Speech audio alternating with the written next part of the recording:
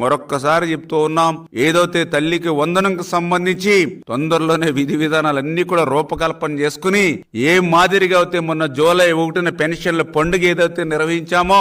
ఏ మాదిరిగా అయితే మరి అన్నా క్యాంటీన్లు ఏదైతే ఆగస్టు 15 ఒక పండుగలాగా ప్రారంభిస్తామో, ఏ మాదిరిగా అయితే ఉచిత ఇసుక ప్రజల ఇచ్చి ఆనందం చూసామో, ఏదైతే ల్యాండ్ టైటిలింగ్ యాక్ట్ రద్దు చేసి ఆస్తులు కాపాడామో, అదే విధంగా మరి ఏదైతే డిఎస్సి ఇచ్చి యువత మరి డ్రగ్స్ గంజాయి పాట పట్టకుండా వాళ్ళకి ఉద్యోగ ఉపాధి కల్పన చేశామో, ఆ మాదిరిగానే అన్న మాట ప్రకారం తల్లికి వందనం కూడా ఒక పండుగ వాతావరణంలో ఆంధ్రప్రదేశ్ రాష్ట్రంలో ఇచ్చినటువంటి మాటకు కట్టుబడి అమలు చేస్తాము. ఇచ్చినటువంటి ప్రతి హామీని ఈవేళ